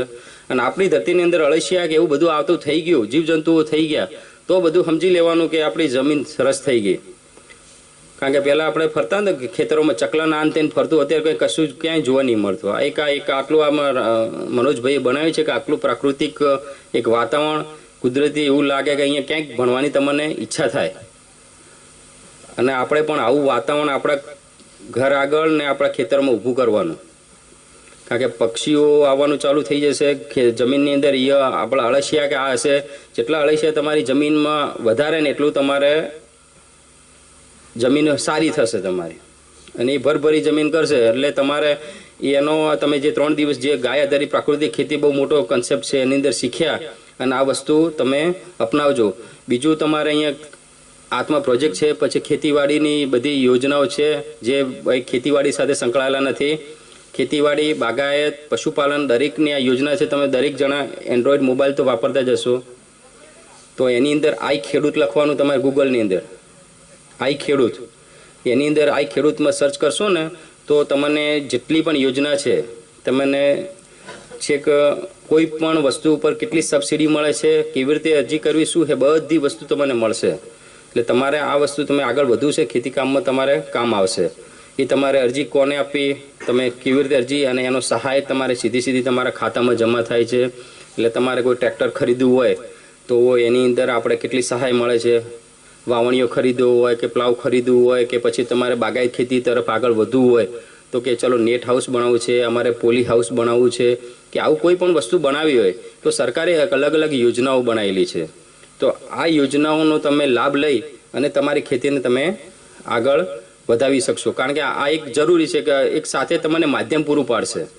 તમને કોઈ પણ જગ્યાએ ક્યાંક અટવાશો ને, તમે ખેતીવાડીના અથવા આત્માના સ્ટાફને કોન્ટેક્ટ કરશો એટલે તમારું એગ્રીકલ્ચર રિલેટેડ કોઈ પણ કામ થઈ જશે તમારે. આ ગેરંટી હાથે હું કહું છું. તમારે કહેવાય કે મારા વસ્તુ શીખવી છે કે આ વસ્તુ કરવી છે, તો આનો લાભ ક્યાંથી ક્યાં મળશે, તો તમને સીધું માર્ગદર્શન મળશે અને તમને એનો રસ્તો મળી જશે. અને માણસને મેન રસ્તો મળી જાય તો એ વસ્તુ આગળ જઈ શકે. બીજું મને આજે મનોજભાઈ બોલાવી અને બોલવાનો મોકો આપ્યો એમ તો મનોજભાઈનો ખૂબ ખૂબ આભાર માનું છું.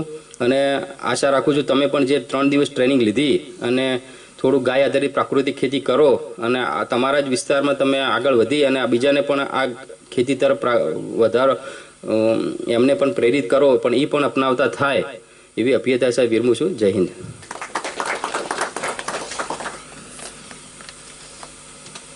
ખૂબ ખૂબ ધન્યવાદ વાઘેલા સાહેબ. એકદમ અંતરના ભાવથી આપણને ખૂબ સરસ માહિતી આપી અને આપણે પણ જ્યાં જ્યાં આપણી પાસે નજીકમાં આત્માનું સંકુલ હોય એની સાથે જોડાઈએ. હવે હું વિનંતી કરું deputy project director Shri Kalpeshbhai મહેશ્વરીને કે 2 શબ્દો કહેશો. સાહેબ તરફથી શુભકામનાઓ છે. તો આપણે 3 દિવસની તાલીમ લીધી અને એ 3 દિવસની તાલીમના સારરૂપ અને ગાંઠે બાંધી જવા જેવી કંઈક વાત, એના માટે હું મનોજ સાહેબને વિનંતી કરું કે આજના આપણા વિદાય સમારંભમાં આપણને એક યોગ્ય માર્ગદર્શન મળી રહે.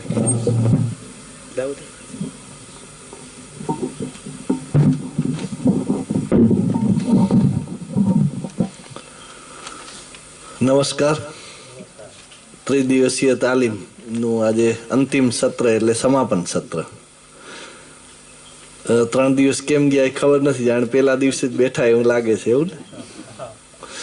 તો તમારા બધાના ચહેરા અને પ્રતિભાવ ઉપરથી જે તમને કંઈક મળ્યું છે એનો એક આનંદ દેખાઈ રહ્યો છે અને મહેસૂસ પણ કર્યો. પરંતુ હું થોડીક વાત કરીશ કે આ વિષયને લગતા જે કોઈ પ્રશ્ન કાંઈ રહી ગયા હોય તો આપણે પૂછી શકીએ છીએ. જેમાં સાહેબે એક પ્રશ્ન પૂછ્યો તો જેનો પ્રત્યુત્તર આદરણીય વાઘેલા સાહેબે આપ્યો છે, પણ હું એમાં થોડુંક જોડીશ કે ખેતીને જે ડીએપી યુરિયા આપીએ છીએ તો એની કેટલીક જરૂરિયાત છે એ આપણે પૂર્તિ કરી છે, અને એ જરૂરિયાતની જે પૂર્તિ તમે ડીએપી યુરિયાથી કરી એ પૂર્તિ છે એ તમે કોઈ પણ બાયોમાસથી કરો, કોઈ પણ ઓર્ગેનિક ખાતરથી કરો તો એ એટલું ને એટલું ઉત્પાદન આપે. પરંતુ એમાં ભેદ એવો છે કે આ ગુણીમાં જેટલું આવે છે એ એટલું ને એટલું પ્રાકૃતિક ખેતીમાં ન હોય, એની બલ્ક છે એ 10 ગણી વધી જાય. અને આ બલ્ક છે એ બજારમાં તમે લેવા જાઓ તો મોંઘી પડે. તમે કદાચ મારા ખાતરની પણ વાત અહીંયા કરી છે, પણ પ્રાકૃતિક ખાતર તમે જો ખરીદશો તો એ વાયેબલ છે એ થશે નહીં, કારણ કે ડીએપી યુરિયામાં સબસિડી છે. એટલે એ આ ડીએપીની ગુણ છે એ 2900 રૂપિયાની છે જે 1200 રૂપિયા મળે છે. યુરિયા છે એ એકચ્યુઅલ 1600 રૂપિયાની છે જે 300 રૂપિયા મળે છે. જ્યારે આ પ્રાકૃતિક ખાતર છે, એક તો એને બલ્કમાં ક્વોન્ટિટી વધારે જોઈએ અને બીજું એમાં સબસિડી નથી. એટલે આ 2 કારણોથી પ્રાકૃતિક ખાતર બજારમાંથી તમે લ્યો તો તમે એ ક્વોન્ટિટીનો જથ્થો જ્યારે નાખવા જાઓ ત્યારે એની એક બહુ મોટી સાઇઝેબલ રકમ થઈ જાય, જેટલું કદાચ ઉત્પાદનની આંકડાથી નજીક થઈ જાય. તો એના બદલીમાં શું કરવું પડે તો કે એનું મેનેજમેન્ટ કરવું પડે, અને મેનેજમેન્ટ શીખી લ્યો પછી તમે ખેતી કરો. એટલે કે તમને કમ્પોસ્ટ ખાતર મેં પહેલા જ સત્રમાં કીધું હતું કે પ્રકૃતિએ બનાવેલી દરેક વસ્તુ છે એનો ઉપયોગ ખતમ થાય અને એનું જીવન ખતમ થાય, એનો જે બાયોમાસ છે એ બાયોમાસ જે કાંઈ અવશેષો છે જેને આપણે કચરો કહીએ એને આપણે ભેગા કરતા શીખવું પડે.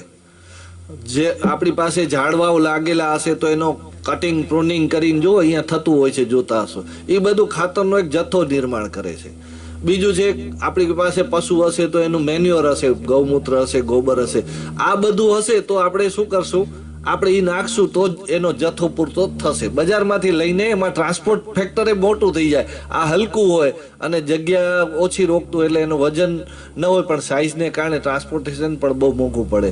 એટલે અમે એમ કહીએ કે આ બધી વસ્તુનું વ્યવસ્થાપન કરવું, આખી વાતને શીખવી, એ પેરેલલ થાય અને ધીમે ધીમે ડેવલપમેન્ટ થાય. એટલે કે અડધા એકરમાં તમને આ ખાતર નાખવું હશે તો તમારું કેમિકલ ફાર્મમાંથી એટલો કચરો મળી રહેશે કે જે અડધા એકરના ખાતરની પૂર્તિ કરી દે, તો તમારું અડધો એકર સક્સેસ થશે. તમે મેન્યુઅર પણ બારેથી ગોબર ગૌમૂત્ર પણ ક્યાંકથી ખરીદશો, ભેગું કરશો, કરી શકશો. અને અડધા એકરમાં જો તમારી સક્સેસ સ્ટોરી થઈ તો તમારો આત્મવિશ્વાસ પણ વધશે. મન વગર તમે મોટું સાહસ કરશો, એક તો મનમાં શંકા હોય, વ્યવસ્થા પણ ન હોય ને આપણે મોટું સાહસ કરીએ તો ફેલ જાય. તો આ તમને ઇક્વલ ને ઇક્વલ ઉત્પાદન આપે એવી કોઈ શક્યતા આપણે જે વિચારી છે એવું આપણે થઈ જ શકે, 100% થઈ શકે. પરંતુ એના માટે એક આપણે મેનેજમેન્ટનું છે એ એટલો બાયોમાસને જથ્થાનું મેનેજમેન્ટ કરવાનું છે. એ જો તમારી પાસે હોય તો પહેલી ફેરામાં તમે જેટલી ઓર્ગેનિક મેન્યુઅર છે એટલી ક્વોન્ટિટીમાં આપણે ઝડપથી જમીનને ટ્રાન્સફર કરી શકીએ. હવે તમારી પાસે કેટલી છે એના પ્રમાણે તમે જમીનને, અને આત્મવિશ્વાસ માટે એક પાટિયું હોય, અડધો વીઘો હોય, 1 વીઘો હોય, એ પણ સફિશિયન્ટ. પહેલા આત્મવિશ્વાસ જગાડો, વિશ્વાસ આવી જશે પછી તમે મોટું કામ પણ કરી શકો. બીજી થોડી રીતિ નીતિ પણ શીખવાની હોય, ખાલી મોઢેથી કંઈક આમ નાખી દો, આમ નાખી એવું નથી. તો રીતિ નીતિ શીખવા માટે પણ થોડોક સમય જોઈએ. એટલે એ બધું છે ને એનું નામ છે પ્રયોગાત્મક. નવું બહુ જે કંઈ કરીએ એનું નામ હોય, શરૂઆત હોય, પ્રયોગ હોય. તો પ્રયોગ છે ને મોટામાં કેદી ન કરવો, પ્રયોગ છે એ હંમેશા નાનામાં થાય. તો એ એકચ્યુઅલ પણ થાય, પરફેક્શનથી થાય ને પરિણામ પણ. અને એમાં જોખમ જો આવે તો એ જોખમ આપણને નુકસાન ન કરે. એટલે તમે જે કન્વર્ઝન કરો છો, જો તમને આવડત ને બધું હોય તો એક ભેગી પણ કન્વર્ટ કરી શકાય. એટલો વ્યવસ્થાનો બાયોમાસ ભેગો કરી અને છાણિયું ખાતર ભરપૂર નાખો, કમ્પોસ્ટ ખાતર ભરપૂર નાખો તો પહેલી જ વખતમાં એને રિઝલ્ટ આવશે. પણ એટલું બધું ભેગું કરવું હોવું અને એની કોસ્ટ ફેક્ટર એ બધાને કારણે આપણે એક ભેગું કરી શકતા નથી. અને શીખવા માટે નાના પાયે કરવું જરૂરી છે. એક વાત, એટલે એ તમારો પ્રશ્ન હતો. એ સિવાય કોઈનો બીજો પ્રશ્ન હોય તો કહી શકો છો.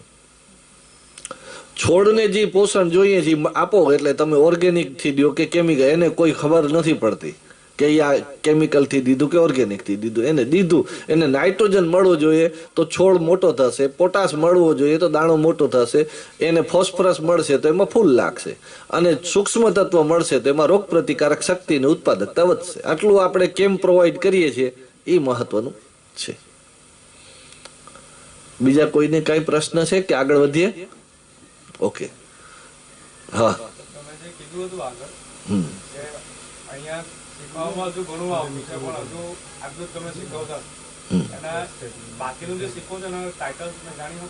જી, એમનું જે છે કે આજે આપણે શીખવાનું છે એ 80% થિયરી કરી છે, 20% પ્રેક્ટિકલ કર્યું છે માત્ર. જો તમને પ્રેક્ટિકલ કરવું હોય તો એને અહીંયા રોકાઈ શકે છે. અને અમે જે પ્રેક્ટિકલ કરીએ છીએ ને એમ પ્રેક્ટિકલ કરશે તો 100% એને જ્ઞાન મળ્યું કહેવાય. અત્યારે તમે માહિતી લઈને જાઓ છો, માહિતી જે જ્ઞાન નથી. માહિતી ને જ્ઞાન વચ્ચે એક ડિફરન્સ છે પ્રોસેસનો. પ્રોસેસ કરો પછી જ્ઞાનમાં, પછી યાદ ન રાખવું પડે. એક વખત તમે પ્રક્રિયા આખી કરી જાઓ તો યાદ ન રાખવું પડે. જ્યાં સુધી માહિતી છે એને યાદ રાખવી પડશે. અને યાદ રાખવાનું એવું છે કે બીજું ઉપર આવતું જાય તો દબાઈ પણ જાય ને ભૂલાઈ પણ જાય. તમે અત્યારે આ 3 દિવસનું જે જ્ઞાન લીધું છે, કિંમતી સમય તમારો પણ આપ્યો, બોલવા વાળાનો કિંમતી સમય આવ્યો. આ બધાને જો સાર્થક અને યથાર્થ કરવો હોય ને તો તમે એટલું કામ કરજો કે ઘરે જઈને નાનકડામાં પણ ખેતી કરજો. ટેરેસ ઉપર કરો, નાનકડા આંગણામાં કરજો, કમ્પોસ્ટ ખાતર બનાવજો, જીવામૃત બનાવ, ભલે નાનું નાનું હોય. આ 200 લીટરના બેરલમાં જ કરવું જરૂર નથી. એ નાનકડા એક ડોલમાં પણ આપણે જીવામૃત બનાવી શકીએ અને બીજા પણ કોઈ પણ છોડને દઈ શકીએ. આ જેટલું છે એની ખરાઈ છે ને એ તાત્કાલિક કરી લે તો એ શું થઈ જશે, એ તમારું જ્ઞાન થઈ જાય. પછી તમે જીવનભર યાદ જોજો. શોલે પિક્ચર હજી તમને યાદ હશે. એ વિઝ્યુઅલ છે પણ એ ભણાવી હત તો ભૂલાઈ ગઈ હત. એમ કેટલુંક તમે જાતે કામ કર્યું છે. હમણાં કેટલાય કીધું કે મારા બાપ દાદા આમ કરતા તેમ કરતા. ઈ શું કામ યાદ હે? ઈ કર્યું છે એટલે યાદ છે. આપણે પૂર્વ નાનકડા હતા તો એ ભાઈ કીધું ખેતી અમે કરતા, તો એ ખેતી હજી કેમ યાદ રહી? કારણ કે પ્રેક્ટિકલ હતું. પ્રેક્ટિકલને યાદ રાખવું પડે નહીં. તો આનામાંથી જેટલું પણ મળ્યું છે એ તમે લેવાનું. બીજું કે અત્યારે તમને જે મળ્યું છે ને એ એમાંથી તમે કેટલું પકડ્યું છે ખબર છે? માત્ર 20% પકડ્યું છે, બાકી તો ઉપર થઈ ગયું છે. અહીંયાથી જેટલું કહેવામાં આવ્યું ને એક વખતમાં જ બધું, એટલો આપણી ફળદ્રુપતા ન હોય, આ વિષય એટલો પોતાનો ન હોય એટલે એમાંથી બધું જ સંગ્રહ ન થાય. તમે ઊભા થાવ એટલે 80% તો અહીંયા જ રહી જાય, 20% જ તમારે ભેગો હાલશે. એટલે 20% જે મળ્યું છે, જેટલું યાદ રહ્યું છે એને એક પ્રોસેસ કરજો. અને એમ ન માની લેતા કે હવે તો હું તાલીમ લેવાઈ ગઈ એટલે મને તો બધી ખબર પડી ગઈ. તમે બીજી વખત જ્યારે અહીંયા બેસશો ને, એ બીજી વખત આવ્યા હશે ને ખબર, તો એને પાછું એમ લાગશે કે આ વાત આગલી ફેરે નથી કરી, પણ આગલી ફેરે થઈ હતી જ, પણ એની સ્ટેજ બીજો આવી ગયો એટલે એને નવી લાગી છે. આમ તમે 4-5 વખત જ્યારે શિબિર કરો ત્યારે તમને વારંવાર આ શિબિર નવી લાગશે. એમાં જે રહી ગયું છે ને એ પકડાતું જશે. એટલે આ એક વખતનો કાર્યક્રમ એક જ ફેરામાં કોઈ પણ વિષય છે એ પકડાઈ જાય એવું નથી. ભાઈ આવ્યા બીજી વખત તો નવું લાગ્યું હશે આ વખતે, પણ ગયા વખતે આ જ હતું, પણ એમના પકડાણું તો એટલું જ જેટલું આપણું એબ્સોર્પ્શન પાવર જે હોય ને કેપેસિટી. અને હવે જો તમે કામ કરીને ભેગું પેરેલલ કામ કરશો ઘરે ને બીજી વાર આવશો ને તો તમારી પકડવાની ક્ષમતા 40-50% વધી જશે. એટલે આ એક શીખવાની પ્રક્રિયા છે અને શીખીને આપણે આને સક્સેસ કરી શકાય. બાકી છે એક આ આત્માનો ભાવ છે એ તમને પોતાને અહેસાસ, આટલી સમયમાં કોઈ કન્વિન્સ કોઈને ન કરાવી શકે. આટલું જે કન્વિન્સ તમારામાં આવ્યું કારણ કે આપણો ડીએનએ આ છે એટલે આ કન્વિન્સ થયો છે. આપણા સંસ્કાર આ છે, આપણને જવું છે, એ આત્મા આ કન્વિન્સ છે ને એ બુદ્ધિનું નથી, આ આત્માનું છે. આપણો સંસ્કાર જ આ છે. મને માર્યા વગર કોઈ કાંઈક થતું હોય તો હું પેલું સ્વીકાર એ કરીશ. મને ઝેર સાથે સંબંધ રાખવો ગમતો જ નથી, આવું દરેકનું છે. પણ આપણે નથી એટલે, અને જ્યારે તમને ઝેર મુક્તતાની વાત કરે એટલે તમને તો આનંદ જ આવે કે એના વગર થઈ શકતું તો આ તો મને સારો રસ્તો મળ્યો. ઝેર સાથેનો નિસ્બત કોને છોડવો ગમે નહીં. આપણે બધે સંસ્કારના છીએ, એ સંસ્કારી જ છીએ, એટલે આપણે આ બધી વસ્તુ છે ને એ આપણે ગમે છે એ આટલું જલ્દી કન્વિન્સ થાય છે. પણ હું તમને આનામાંથી કેમિકલ તરફ લઈ જાઉં હોય તો તમે કન્વિન્સ ન થઈ શકો, કારણ કે એ આપણનેમાં જવું નથી. માનો એના માટે વૈજ્ઞાનિકો કેવડા પાપડ ભેલ્યા તો અહીંયા આપણે કેમિકલ આવ્યું છે, પણ આપણે સજીવ ખેતી છે ને એ તરત આવી જશે. અને આ બધા માટે એક એનું પ્રમાણ છે કે આપણે સત્યના રસ્તે છીએ. આ જે રસ્તો સત્ય છે એ જલ્દી સ્વીકાર્યું છે એ એનું પ્રમાણ છે. બીજું છે કે આજે કેટલીય શક્તિઓ કામ કરે છે. જેમ સાહેબે આજે પરિચય કરાયો આત્મા, તો આજે કેટલા સમયથી ખેડૂતોને, સરકાર તો ખેડૂતોને કહે છે પણ આપણે આપણું જે ગમતું હોય એ જ આપણે પકડતા આવીએ. તો અત્યારે આપણા માનનીય વડાપ્રધાનશ્રીએ પ્રાકૃતિક ખેતીની વાત કરી. આપણા ગુજરાતના તો રાજ્યપાલ એના 24 કલાક એના મય છે. એને જાગતે ઉઠતે સૂતે બેસતે એક જ વાત છે કે પ્રાકૃતિક ખેતી કરો. પ્રાકૃતિક આ શું છે તો કે આ આપણી જેટલી પણ સમસ્યાઓ છે દેશની, સમાજ જીવનની, રાષ્ટ્રીય જીવનની જેટલી સમસ્યાનું સમાધાન આમાં છે. આ માત્ર ખેતી નથી, આ માત્ર વ્યવસાય નથી, આ સમગ્ર જીવસૃષ્ટિના કલ્યાણની વાત છે. આમાં આપણો ધર્મ પણ છે, આમાં આપણું કર્મ પણ છે. એટલે આ વાત છે એ અત્યારે સરકારના સ્ટેજથી 3 પ્રકારની શક્તિઓ, એક સમાજ શક્તિ છે, એક ધર્મ શક્તિ છે ને એક સરકાર શક્તિ છે. એક સરકાર પણ જ્યારે આ બોલે છે અને સમાજ તો પોતાની રીતે આજે કેટલા સમયથી બોલતો આજે એક ટોપમાં આવ્યો છે. અને આ બાજુ ધર્મના લોકો હવે જો સાધુ સંતો ભગવાન કરતા વૃક્ષો વાવો, પાણી બચાવો, ગાય બચાવો, આવી વાતો ઉપર આવી ગયા. તો એ હવે બધા મૂળ ઓરિજિનલ વાત ઉપર પ્રકૃતિ બચાવવા માટે આ પ્રકૃતિનું મોટું કોઈ સેક્ટર હોય તો એગ્રીકલ્ચર છે ને, એ પ્રકૃતિનું સેક્ટરનું આ સુધારવાનું કામ છે. અને મને કહો 33% ફોરેસ્ટ હોવી જોઈએ, જે 11% થઈ ગઈ છે. તો એ 33% ફોરેસ્ટ ખાલી ગામમાં વાવીને કેદી ફોરેસ્ટ્રી ઊભી ન થાય. એ ખેતરમાં જ્યારે ઝાડવા વાવાશે ને તેથી 33% ફોરેસ્ટ્રીનું કેપેસિટી આપણે પૃથ્વી ઉપર ઊભી કરી શકશું. કારણ કે આ ખેતી છે એ જંગલમાંથી આવી છે. જંગલમાં ઝાડવા હતા એ કાઢીને આ જમીન બની છે. પાછા ખેતરમાં ઝાડવા હોય ત્યારે જંગલ ઊભું થશે.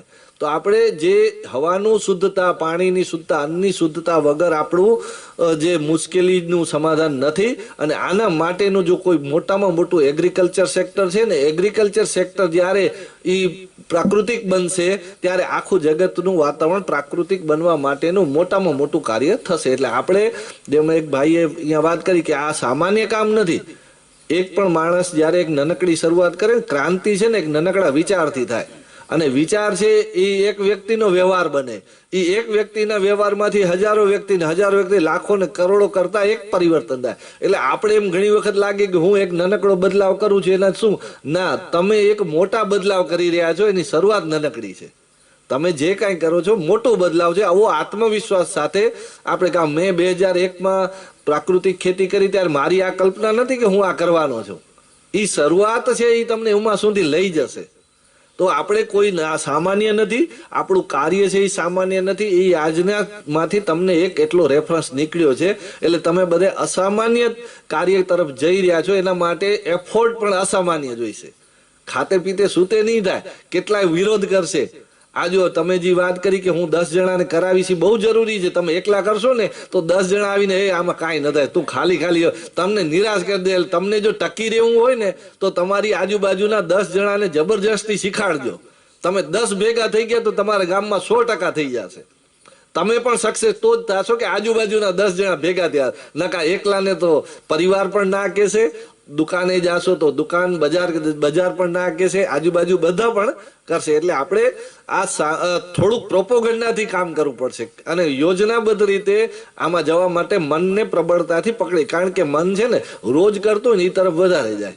તમે નવા કરવું એની અણગમો છે, એ નવું કરવાનું પહેલે ગમતું નથી. એટલે એના માટે આપણે જાગૃત રહેવું પડશે કે હું ડાયવર્ટ ન થઈ જાઉં.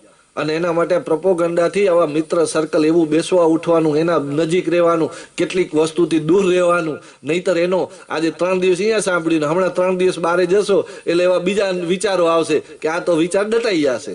તો આપણે ખાલી તમને જો આમાં સફળ થવું હશે તો ભગવાનને પ્રાર્થના કરીને એની શક્તિને તો સાથે લેશું જ આપણે. તમે પણ લેજો ને અમે પણ પ્રાર્થના કરીએ. પરંતુ એક યોજનાબદ્ધ રીતે મિત્ર સર્કલ અને દિશા પણ આવી રાખજો. જે સાહેબે કીધું કે તમે આત્માની સંસ્થામાં તપાસ કરશો ને, આવા ઘણા બધા લોકો કામ કરે છે. તમને કદાચ ધ્યાનમાં ન હોય તો ત્યાં આત્માની ઓફિસમાં તપાસ કરજો. તો દરેક ડિસ્ટ્રિક્ટમાં આત્મા સક્રિય રીતે અહીંયા બધા જ જિલ્લાઓમાંથી અહીંયા આવે છે શીખવા માટે, જોવા માટે. તો બધી જગ્યાએ આવું એક વર્ગ સક્રિય છે. આપણે એની સાથે જોડાઈ જવાનું, તો તમારું બળ મજબૂતીથી રહેશે અને એના અનુભવોનું આદાન પ્રદાનથી આપણા રોજની સમસ્યાઓ, રોજની ખેતીની પદ્ધતિઓનું સમાધાન થશે. બીજું છે કે તમે અહીંયા એક ગ્રુપમાં, અમારું રામકૃષ્ણ ટ્રસ્ટનું ગ્રુપ છે એમાં પણ જોડાજો. ધરતીપુત્ર ઓનલાઈન યોજના છે, એમાં પણ તમારા પ્રશ્ન કંઈ નાખશો તો એનો જવાબ પણ અહીંયાના કેટલાક જે તજજ્ઞો આવ્યા હતા શીખવવા માટે એ પણ તમને આપશે. તો ધરતીપુત્ર યોજના ઓનલાઈન છે, જે દૂર રહે છે એ. તો એના માટે તમને એવું ગ્રુપ સાથે જોડી દેશું કે જેની અંદર થશે. તો એવા નામોને ગ્રુપમાં પણ જોડાજો. એક ટ્રસ્ટના ગ્રુપમાં પણ તેજસભાઈને વિનંતી કે તમે બધાને જોડજો. તો એ લાઈવ રહેશો ને તો આપણે આ બધી વસ્તુને આસાનીથી ભેગા થઈને જ સંઘ શક્તિ કલયુગમાં આપણે પ્રવાહ એક દિશામાં જાય છે. ખેતી છોડી રહ્યા છે ને તમે કરવા જાઓ છો ખેતી કરવા, એટલે કેટલો ફોર્સ આવશે સામે એની તૈયારી માનસિકતાથી તૈયાર થજો. ખાતે પીતે સૂતે આવા કામ ન થાય. એના માટે ક્યાંક જાગવું પડે, ક્યાંક સુવાનું ભૂલવું પડે, ક્યાંક ખાવાનું ભૂલવું પડે. ત્યારે અસામાન્યમાંથી સામે ખાડામાં પડી ગયા આવીએ તો હાલીને ખાડામાંથી બહાર ન નીકળાય. એના માટે એક વખત જમ્પ લગાવવો પડે. આ જમ્પ શું છે, એ એક્સ્ટ્રા પાવર માગે છે. એ એક્સ્ટ્રા પાવર તમે વાપરશો તો તમે આ સક્સેસ સ્ટોરી, તમારા મનમાં જે ભાવ જાગ્યો છે એ થશે. તો આ પ્રયોગની પણ એક વાત જે કરી તો તરત જ બધાના ઘરે ખેતી ન હોય એ પણ આંગણામાં, છત ઉપર જ્યાં હોય ત્યાં થોડું કમ્પોસ્ટ બનાવજો કે કોઈ પણ મેટર ઉપર માટી નાખી દેશો એટલે એ ડીકમ્પોઝ થવાની છે. જીવામૃત એક ડોલમાં લઈ ગોળ નાખીને તમે કરી શકશો. જે પ્રયોગો, જેટલા પ્રયોગો સાંભળ્યા, ખાતર બનાવવાનું, કીટો, એ તમે બધા તાત્કાલિક જઈને બનાવી લેજો. એટલે તમને પછી ભૂલાશે, ક્યારે પણ ભૂલાશે નહીં. પેમ્પલેટ પણ છે અને સાહેબ તરફથી એક સરસ આપણા રાજ્યપાલ શ્રી એક પુસ્તક લખ્યું છે પ્રાકૃતિક ખેતીનું. એ તમને અત્યારે નિઃશુલ્ક ભેટ સાહેબ તરફથી મળશે. એ પણ તમને ખૂબ માર્ગદર્શન આપશે. અમારા પણ પેમ્પલેટો છે, એ પણ તમને માર્ગદર્શન આપશે. અને અમારો જે પ્રયાસ હતો, આપ સૌ આવો અને જે આવો એના માટે અમારું તમને જે હતું. તો તમને ઘણાને એમ થાય કે અમે આ બધું કર્યું, તો ઘણા ઋણની વાત કરે. ઋણ એટલું જ છે કે આપણે બીજાને અહીંયા મોકલીએ અને આંગળી ચીંધ્યાનું પુણ્ય લઈએ. આ એક યજ્ઞ છે, એમાં આપણા બધાની એક શુભ આહુતિના રૂપમાં આપણે પણ જોડાઈએ અને બીજાને પણ જોડીએ. અને સારું લાગ્યું છે ગમતાનો કરીએ ગુલાલ, તો એ બીજા સુધી પહોંચવું જોઈએ. એવી રીતે પ્રયત્ન કરી અને આવા કાર્યક્રમો જ્યાં જ્યાં થતા હોય ત્યાં તમારે પણ જવું, બીજા પણ જાય. આ આપણે જેટલા આના પ્રયાસો કરશું એટલી આપણી સફળતા છે એ આપણે જલ્દીથી મળશે. અસ્તુ. ભારત માતા કી જય. વંદે ગૌ માતરમ.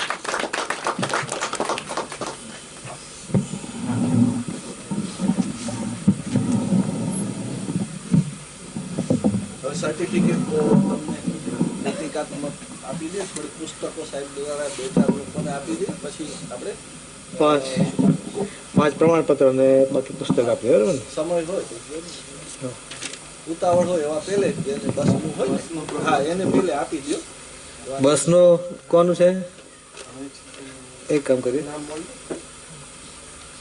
વાંધો નહીં, અત્યારે પહેલે 5 લઈ લઈએ, પછી આપણે બધાને ત્યાં ટેબલ ઉપરથી ઇસ્યુ કરી તમે દઈશું. ત્યાંથી લઈ લેજો. 5નું છે, 5-10 જણાનું આપી દો ને બધાનું. 2-3 નો છે, એક વ્યક્તિના હાથે અપાય. હું નામ બોલતો આવું. અનિલભાઈ મહેશ્વરી, આપણે વાઘેલા સાહેબને વિનંતી કરું.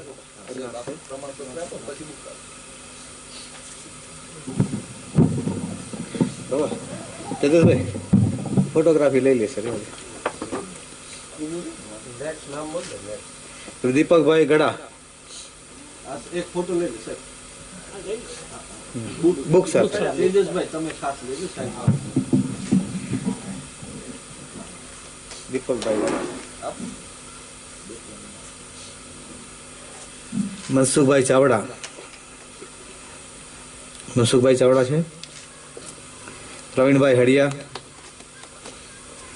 કશ્યપભાઈ શુકલ,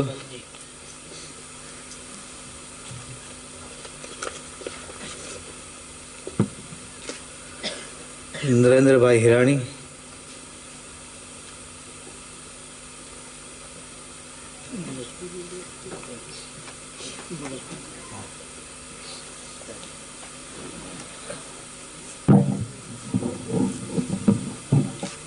હિરેનભાઈ માંડલિયા,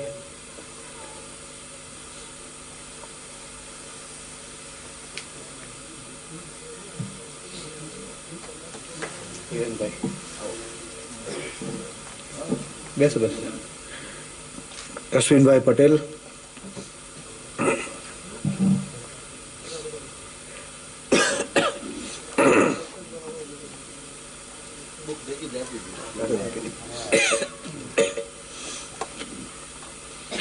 પછી રમેશભાઈ સોરઠિયા. આપો સર.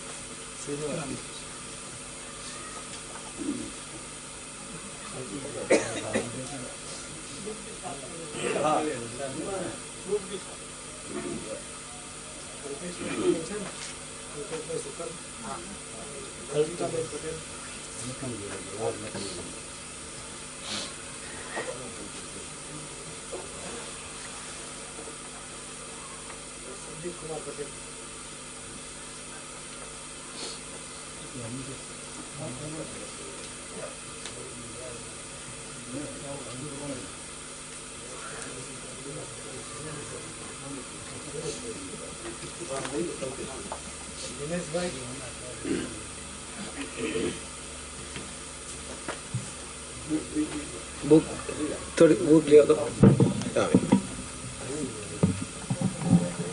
દિવ્યપાલસિંહ છે, દિવ્યપાલસિંહ ઝાલા. પ્રવીણભાઈ બાબરિયા, પ્રવીણભાઈ બાબરિયા.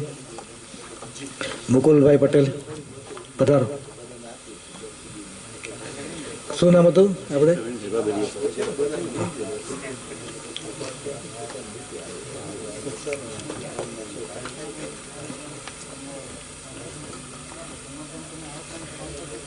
મુકુલભાઈ પટેલ.